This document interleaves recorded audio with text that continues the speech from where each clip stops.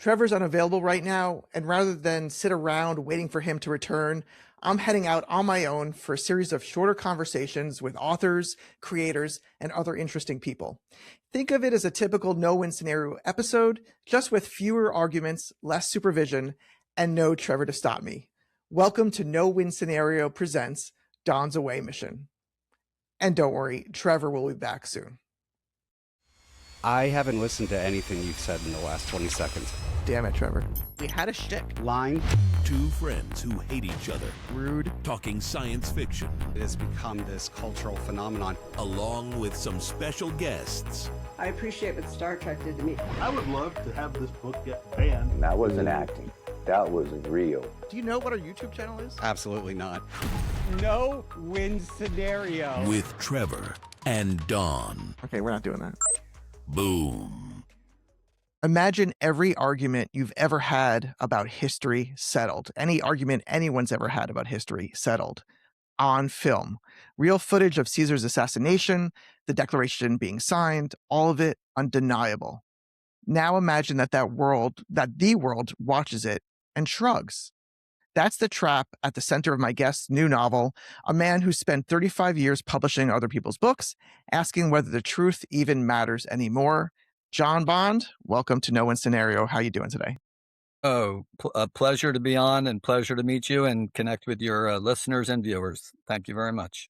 I love the premise of this book. So why don't you kind of dive us in, give us more a rundown of what people can expect.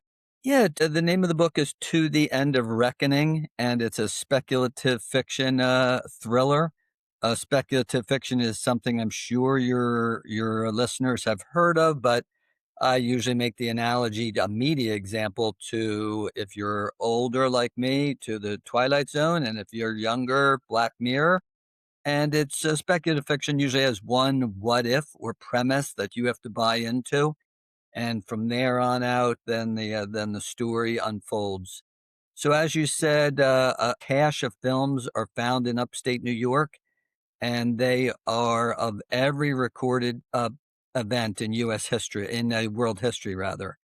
And a group of experts have to come together and figure out what's the story behind them. Are they fake or are they not? Are they reenactments?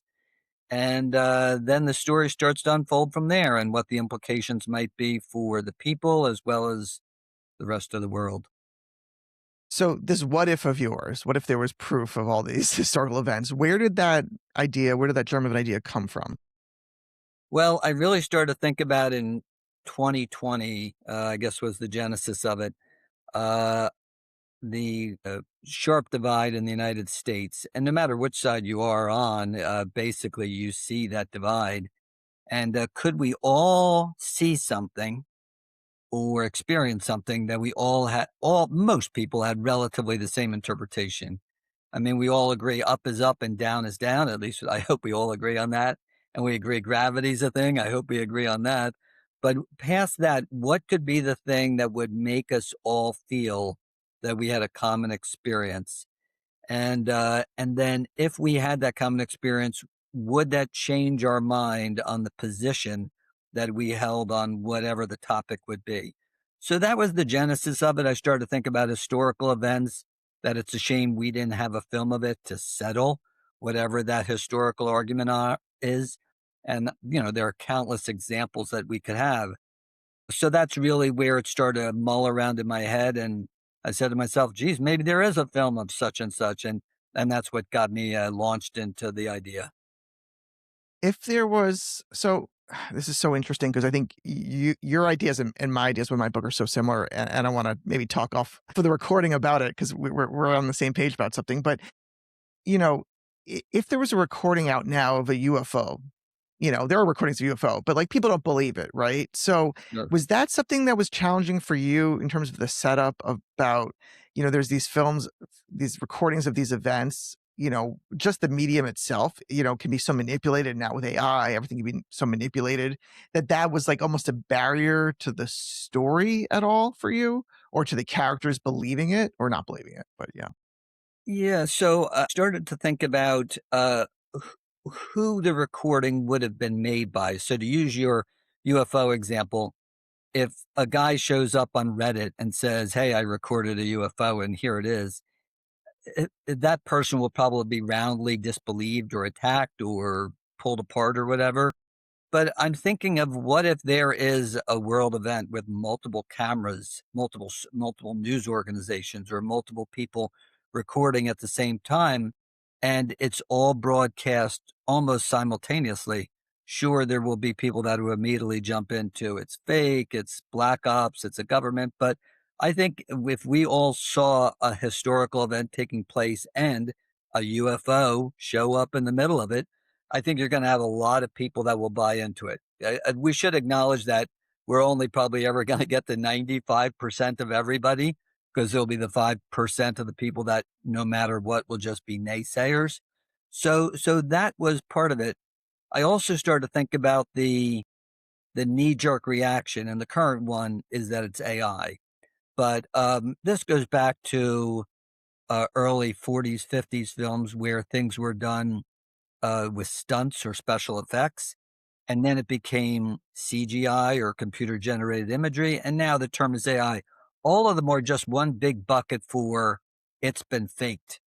And I think people are amazed when they see older films to say, to use Ben-Hur, for example, that somebody really did jump from, the chariot onto that horse and do that. And it wasn't AI or CGI. So all those things are one big bucket that make us very skeptical. But to go back to my premise, I think if there was an historical event taking place, and if UFO showed up and there's multiple cameras, multiple organizations taking a video of it, I think a large percentage of people could be convinced in this instance that this is not some government conspiracy or AI. So it's so interesting because I had a book come out this past year, and sci-fi book, and it's what if a corporation in the near future had technology that could prove an afterlife for a small percentage of the population. And I remember struggling with the fact of, okay, how do I make this seem believable? Well, that all of society would be upended because they believe this. So I had to come up with this crazy contraption of technology and develop it where, it would be so much of a visceral personal experience that it would be more than just visual, newsreels. Because I was so concerned about how people, would judge something like that, and how it would so completely upend society. But how do the characters in your book respond to these reels? Well, not to give too much away, there is a character added bit by bit, each one expert in a different area, starting out with a film technologist and then moving on to somebody that's a Hollywood special effects person, a historian, mathematician. And each one of them brings their own perspective to it. Some want to jump right in and believe it, and some are going to be unconvinced no matter what happens. And I think that really represents a cross section of our society, and they're all using their specific discipline as a lens to judge the likelihood of it being true. For instance, the historian immediately says, "My scholarly reputation is on the line. There's no way I'm going to ever verify any of this." So I think it is interesting to think the lens that we bring to it. Most of us have a less educated lens over, the is something special effects, is something AI or not. It's just something we've sort of been that we've learned to say to dismiss something, and we have less of a historical aspect than, let's say, somebody with an academic background. So it's interesting to see each of the lenses that they bring and what that does to the group and how they contribute to the group as things progress. I'm always interested with other authors. Number one, it's a two-part question.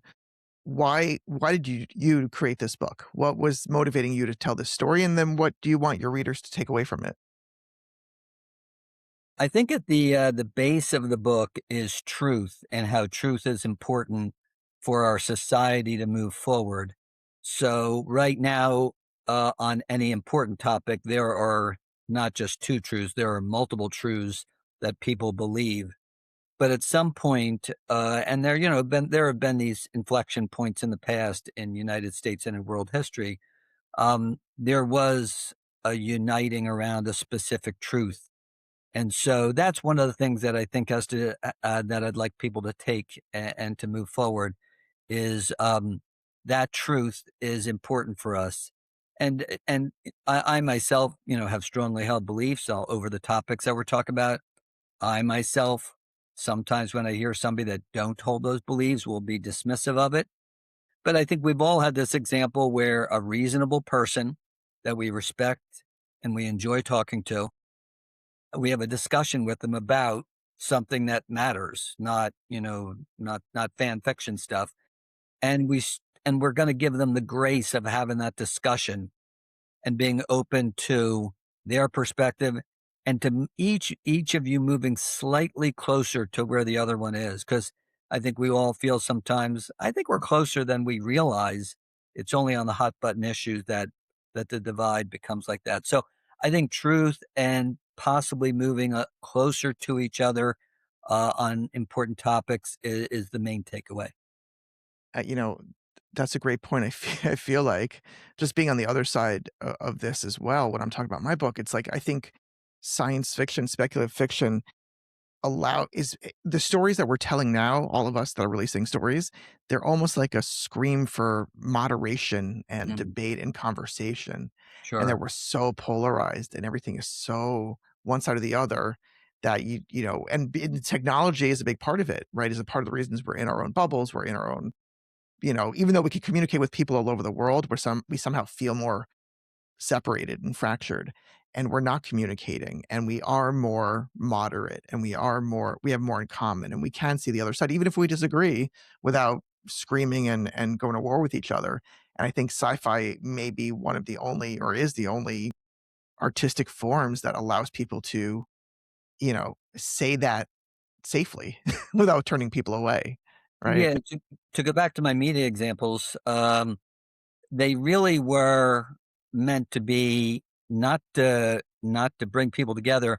They were meant to be canary in a coal mine type situations. So the Twilight Zone famously is, post McCarthyism in the United States, and to real or during the McCarthy era, and we're really meant to say, look at in the Twilight Zone's opinions, look at the ridiculous position that is held on some of these topics, whether it be racial or socioeconomic or whatever the case may be. So I think it was meant to espouse its point of view and to highlight the dangers of the opposite point of view. I think in the same way with Black Mirror, it really fears a digital dystopia or a social media dystopia, and is a canary in the coal mine that this is where things might go if they're left unchecked. So it would be helpful if there were more examples of trying to meet in the middle as opposed to just the canary in the coal mine scenario. And by the way, I love both those shows, rewatch them all the time, and I love the canary in the coal mine point of view. But meeting in the middle, it has its value as well. You know, those 2 shows, many decades apart, in a way have the same message. Yes. I'm curious your take on how you've seen speculative fiction evolve over the decades. Is it evolving? Is it changing to anything in particular, or has it been mostly staying the same? Yeah, I think, well, first of all, I think speculative fiction, which is a newer term and a newer label, has been around as long as, the 30s and 40s. And, a lot of people make the case all fiction is speculative fiction. Speculative, It's yeah. just based around a what if. But the particular brand that we're talking about here, the Twilight Zone or the Black Mirror type stuff, really is the 40s and the 50s, I would say, is the origin of it, and a lot of it had to do with that warning of impending bad news or doom. I think where it's evolved to is to be very post-apocalyptic and very uh, dystopian in where it comes to. So there are certainly unique takes on it. To use yet another media example, as opposed to a book example, you could take something as sweet as Groundhog's Day, a movie I love, and say, really, isn't that a speculative fiction because it's based around a single what if that's never discussed or never explained, and it doesn't have to be. but it certainly is a sweeter point of view that's more talking about the philosophy of how you live your life. But I think the majority of the high profile books, and even though Handmaid's Tale, I'm sure, is 30 years plus old, uh, have concentrated more on the post apocalyptic and the dystopian than maybe it did years ago. But, when you start to think about On the Beach and, many books from the 50s, they had their share of post apocalyptic and dystopian then as well. Do you looking out 10, 20, 50 years, do you think what do you think the next sort of themes would be? Or do you think it'll stay consistent? In speculative fiction. Yeah. Well, I'm sorry to say, a glass half empty person. And I guess that's difficult for me to really project past because we're so immersed in, I'd have to say, existential dread over where things are going, specifically with artificial intelligence. So I think I may have to opt out of that question because I'm hoping that we've turned the corner and 20 years from now, we're talking about other topics than those 2 things, because that sounds pretty grim, I'm sorry to say. All right, fair enough, fair enough. Well, all right, so let's talk about your career. So you've been involved with publishing for a while. So what's sort of your history here? Yeah, I started as a librarian, and I did that in high school for a few years and then wanted to do something else and, got a job as an editor in an academic publishing company, and then, managing editor, publisher, and then eventually, chief content officer, and it's a large academic international company. I oversaw the editing, business development, production, and marketing for scholarly journals and books, textbooks, and monographs. It was a great career, but I was traveling 3 months out of the year at that point and wanted to do something different. So when the last kid was out of college, I said I want to do something different. So for the last 10 years, I've been a publishing consultant and I've written 7 nonfiction books, all dealing with publishing and writing. So this is why "To the End of Reckoning" is a new note for me that it's moved into the fiction arena. And I've been reading fiction all my life, and I've been pleased to enjoy so many other people's works. I wanted to try my hand at this as well.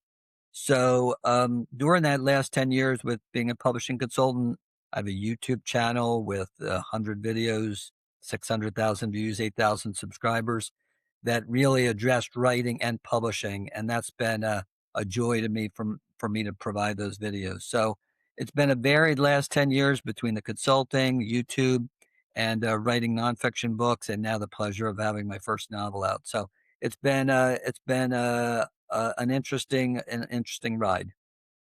Was there anything that y with that career, when you switched from talking about publishing to being the writer with the book coming out, with this book coming out, not just the book, the books about publishing, was there anything that surprised you about that process that was different than the books talking about publishing? Or did it feel just as comfortable? In regard to the creating of them or the Yes. or the marketing of them? No, the creating. Marketing we'll get to. The Yeah, yeah, yeah. creating. Yeah, the creating, I'd have to say the ones on writing and publishing were pretty easy for me to create. I'm basically codifying what I know or tell people all the time. So if I help people get a book published, I should be able to put down in a simple steps how to do that. And, I created a couple different books on how to write and publish a book. So they were pretty straightforward with me, and they really just had to do with finding time and finding a publisher that was interested. The fiction one, totally different way to go about finding a publisher and a totally different way to do it. I like to make the analogy, you're walking into a huge Amazon-sized warehouse that's empty, and you're there to fill it up with whatever you want. You can create 1 character or dozens of characters. You can make them run around and do crazy stuff, or they can just have conversations. So having that imagination to go wherever you want to do wherever you want is a completely different exercise, but one I found ultimately very enjoyable. And I really find that part of myself a more interest that ground more interesting to plow in the future than the nonfiction ones. Although I'll end up doing both, but hopefully other novels ahead. One of the things when I was when I'd finished my novel and I was trying to get a publisher is I kept hearing how much the publishing industry has changed pretty dramatically in recent years. I wonder if you could talk to that and from your point of view, like what have you seen? How has the industry changed? I don't know if it's the last 5 years, 10 years, 20 years, but what's been going on there? Sure. I mean, it's such a common question. What you'll hear from people, specifically some occasional or non readers, is do people read books anymore? Or is it all just going to be ebooks? They're common things that you hear. I mean, book sales, depending on how you count it, was as high as they've ever been in 2025. So, but, there's a lot of ways to, to interpret that and whether that is actually true or just partially true. But the sales were up. In regard to paper and I'd say to people when they fixate on that, I said it's like discussing are paperbacks or hardbacks, important when it comes down to it. It's your reading is what matters. So the fact that you're reading an ebook or a paper book is just a personal preference. Certainly, ebooks in genre-based fiction have become very, very dominant, but people are still buying an awful lot of paper books as well, and that will continue to change. There's a lot of pressure right now for the length of books, and certainly the idea has been moving away from 800 pages, The Name of the Rose type books where they're a doorstop. Love that book, by the way. And moving towards slightly shorter or shorter works. And I think that represents the attention span of not only myself but our culture. So certainly moving towards shorter books have been the trend. Obviously, there's been a lot of trend with some writers and some genres towards diversity. Horror just doesn't have to be one thing. Romance just doesn't have to be one thing. And it covers a lot of different markets. And I think that has to do with the rise and dominance not only of the web, but of social media, where you're able to find those individual audiences. If you're interested in something that's just farmer romance, then you're able to find that market as well. Now, you could take it down where it's too small and it may not be Niche, profitable yeah. for a publisher. But I think the splintering into subsections has been good news for some, maybe less news for others. So that's some initial takes on what's happening with the market. Yeah, one of the most painful things for me was going from, I think, 130,000 words to, like, 82 or 85 that they were like, "Nope, cut it all," and it killed me. It was so that was probably one of the hardest things to do was to cut that much, and whenever someone if I got a review and they said, "Oh, I wanted more of X or Y," and I'm like, I will add one quick thing. For my own exercise, I took to the End of Reckoning, which is a short book, 160 pages maybe. Um, I made a screenplay out of it. So, and a screenplay notoriously is very sparse. It usually is supposed to be 120 pages for most screenplays. I actually was able to hit 100. And it really was like all your people you've ever met are in a big boat and you've got a life raft now that can fit 10 people. And you just like, I got to throw this person out. I got to throw this person out. So when it comes down to reducing in size your beloved work, whether yeah. 120,000 words to 80,000 or into a screenplay, it's a challenge to do that. But it is a great exercise in what really matters in storytelling and character development. It makes you concentrate on the most essential parts. Do you see a sort of consolidation of ideas and stories? And what I mean by that is one of the things when I was querying that kept coming up is that it was during the time, I think when what's it called? Heated Rivalry was about to come out or taking off maybe. And so a lot of the feedback I was getting is, oh, we're not looking for speculative fiction right now. We're looking for romance, hockey romance stories, pirate romance, like things like that, because there's such a that's where all the sales were going. So they were looking for sort of copycat things. So is it that there are like a lot people are reading, or is it that there's a lot of drive towards one type of story and then that's being replicated? Yeah, Do you know? I think. Let me make an analogy here. When I was doing nonfiction publishing in academia, um, I would tell people when they approached me with an idea, my job was not to find what people want to read today. It's what they want to read in 2 years. And I think that's the challenge that faces acquisitions editors or the like and successful publishers. for them to chase, and and let's use your heated rivalry as an example, for them to chase, hockey romances, you're 2 years behind the curve and Right. they'll be at a point where they're on to something else. So partly is reading the tea leaves of what will be of interest a year or 2 years from now.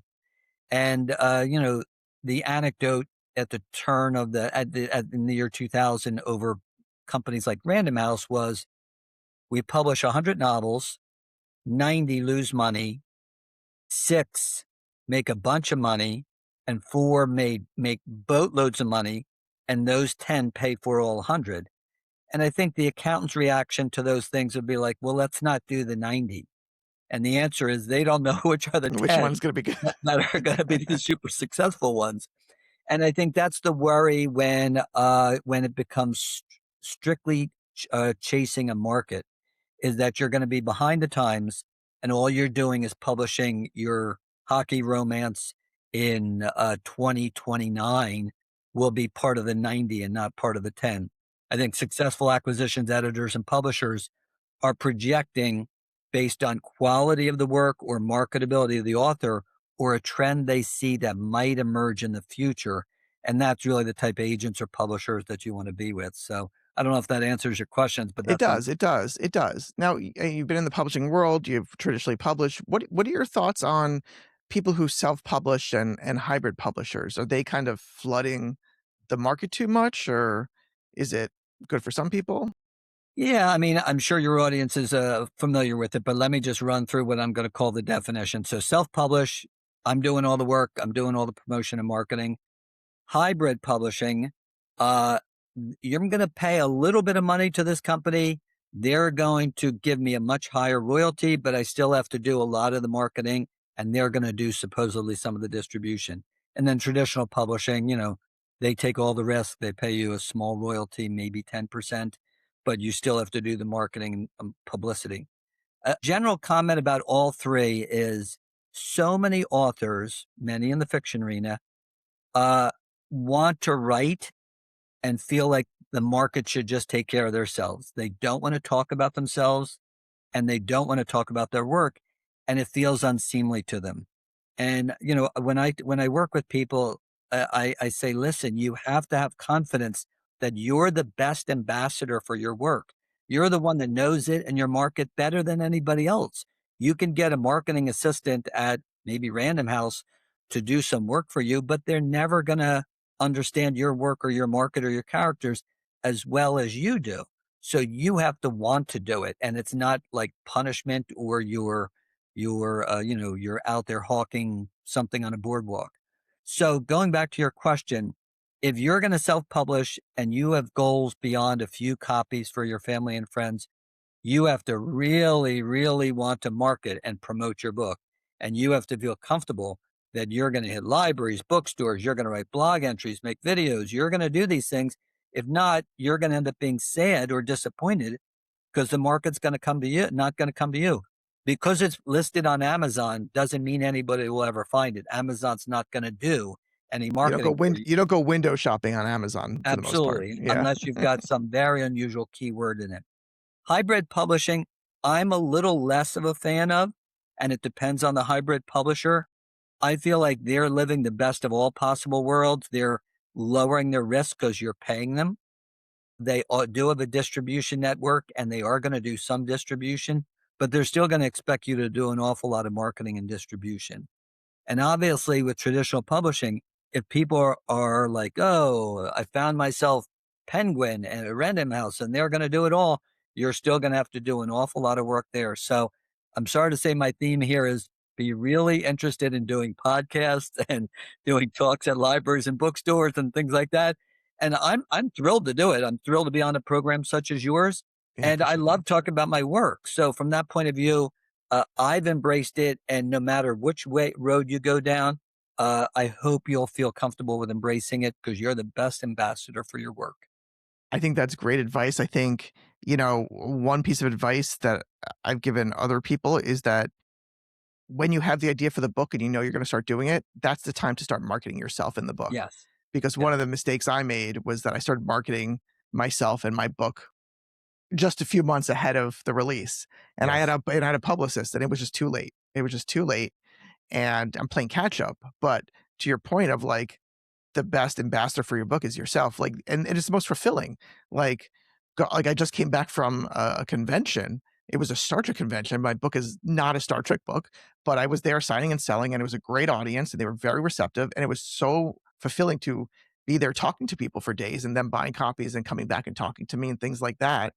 And, unless you're really lucky, a publisher is not gonna be setting up the ones that that will be right for you. Like, I can't imagine that would have worked, but because I had a quote from a couple of Star Trek people in my book, praise quote, that made sense to go there. I don't know if that a publisher would have gone that leap, versus myself who was like, "Huh, this is kind of a fun thing to do. Let me give it a shot. Well, Take that risk." I applaud those efforts that you're talking about, and I hope many of your listeners and viewers really take that to heart. That doing those, making those efforts, really can be a major difference. Each one of those people that you speak with or that buys a copy are all become potential small ambassadors for your work in Oh, so many ways. yeah. And just think of the number of times friends of ours have said, "Oh, I just read a great book, such and such." It immediately goes up your list Yeah. of things that you're interested, depending on who the friend is, of course. So from those point of view, those efforts, small and large, become very, very important to the life of the book. And one more thing for me to defend publishers who sometimes shouldn't be defended. If you're a marketing assistant or a marketing director at a medium size or a large size publisher, you're dealing with hundreds of books. And, Right. maybe you've read an excerpt of some of them, or maybe you've read one or two of them of particular interest. But, you've got a lot of demands on you, and it's pretty difficult for you to just sit and think about John all day or, brainstorm of how we can get John's work out there. So, but there's good and bad points to both parts of it, and you have to just try to make the best of it, like you've done with your example. And I applaud you for that. Thank you. Yeah, I mean, going back to the ambassadors, like the amount of people I met who were like, "Oh, I run or I'm in this 200 or 500 person book club. Can we do your Yeah, book or can we do that?" Like you're like right sure. away, boom, one sale becomes 200, that 200 becomes 1,000, things like that. So you And never I know. would It just say takes time. I Yeah. would say in regard to the timing that you did, that you said maybe you started a little too late. Think about this for your sequel or book two, you're now early on that book because all That's those right. connections you've made, all those ideas, the things you've done right or wrong. So, as long as you've continued to keep a good track record of who everybody was and what you did, you keep the social media count going up, or you keep the list of podcasts you're appearing on going up. All of those things now set you up perfectly for book two or the sequel. Right.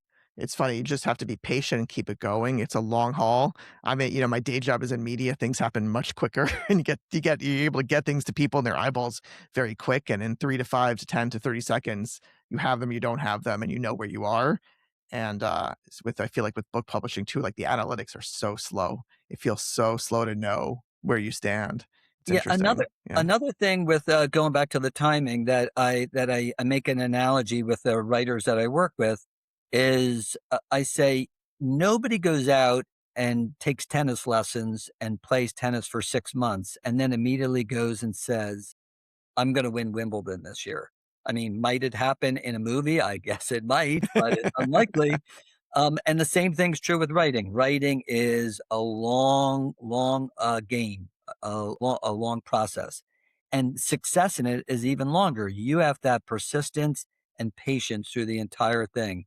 The fact that you know a story of one person that's written a book, and some agent picked it up and it became a bestseller, and that was their first book.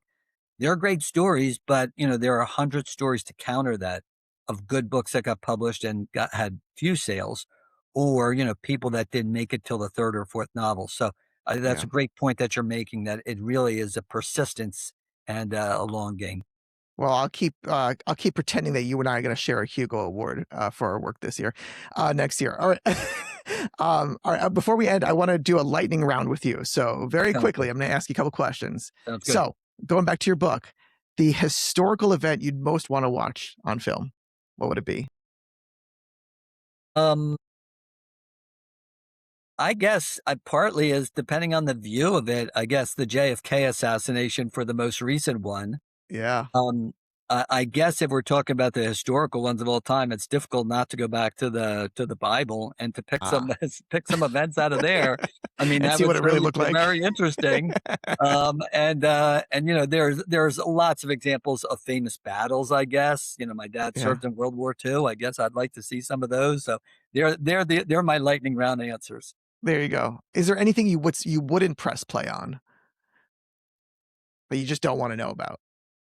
Yeah, that's a really really good question. Um, Wow, I'm gonna lay in bed thinking about that tonight. Nothing immediately comes to You mind. want the But truth of everything, yeah. I don't know if I want the truth, but most of the things I don't want to play press on, I guess, have to do with me and people I know in my past. But that's not of interest to your Don't listeners. wanna replay your teenage years or Oh something, my but God, yeah. who does, right? Or we'll leave that. Alright, audiobooks, good or bad? I'm a big fan of audiobooks. I hope I connect with people on Goodreads, and I try to read or listen to about 100 books a year, and partly the way I can do it is because of audiobooks. And I consider it, if I listen to it, I've read it. I've So read all it, the okay. people that split the hair and say that's not true, I respect your position, but I disagree. So huge fan of audiobooks. As long as you know the story. I think it's funny, I've come around on that. I wasn't a fan of them, and I didn't consider them reading it, but I think it all depends on the narrator. Um, 100%. yeah, like, I'm listening to Dungeon Crawler Carl, which is a very popular book right now, and I didn't really the book was fine, I never finished it, I just kinda started reading it, I said, "Oh, this is funny, I guess." I wasn't resonating with it, but I kept hearing it's a great story, but the audiobook's even better, so I Yeah. picked up the audiobook, and the narrator is beyond fabulous. He's so entertaining that it adds another dimension to it. So, yeah, I'm a fan of it now for sure. Nice. Um, okay, is there a publishing myth you'd wanna bury for good?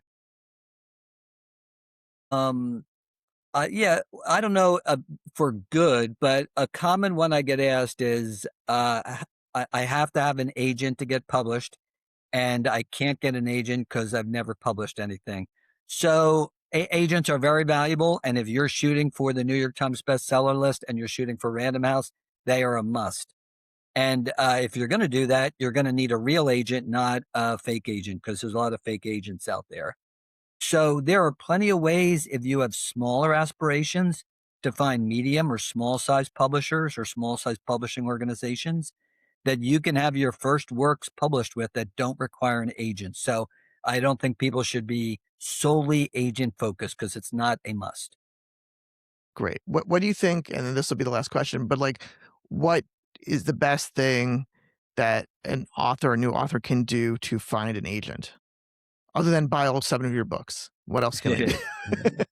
I would say first is to come up with the best final finished product that you could possibly make. Show it to all the people you know. Have them give you feedback. Make some of the changes based on that. Make sure it's as good as it could possibly be. Understand what it goes into a query letter and a pitch. Plenty of great videos on that and great websites on it. And then when you're ready to do that and you have confidence in your ability to give that pitch or to send that query, there are a lot of conventions that have very legitimate agents at it that you pay a relatively small fee, and you can go in and pitch to them directly. I think that's the best way for you to find a reliable agent if you're lucky enough to catch one of their attentions. Just taking a name off a website and trying to personalize it and send it to there can be more of a challenge. It's not impossible, but I think getting all that groundwork and confidence ahead of time is going to be tremendously valuable to you if you go and pitch directly at one of these pitch contests or conventions. Yeah, that's a great point because it's very easy to dismiss an email or not look at it, but when Yeah, you have a one-on-one connection, you treat that absolutely. person and that idea, strongly. Absolutely. Well, thank you so much. How can people watch your YouTube channel, like, connect with you, buy the book? What's the Yeah. best So the name channels? of the book is To the End of Reckoning, and it just came out in August. All my books are listed at booksbyjohnbond.com, and you can also connect with me and message me there. My YouTube channel is youtube.com/John Bond. And like I said, I'm on Goodreads. You can look me up there and connect with me there. So I'd love to connect with anybody. If you do connect with me at any of those spots, please mention that you came from this show, because always love to know where people are coming from. And I really appreciate the time today. This was a really great discussion, and it's been a lot of fun. So thank you I very much. No, thank you so much. I really appreciate it, and I can't wait to read all of your books. I'm going to start with the publishing number 1 and go through it all and see all the mistakes I made. I doubt that. Thank you. That's it for this away mission. Thanks to our guest and to all of you for watching and listening. Please subscribe on all the platforms, and you can email us at nowin-scenario-podcast@gmail.com. Trevor will return, I promise you. But in the meantime, I think we're thriving just fine without his supervision and snark. See you next time.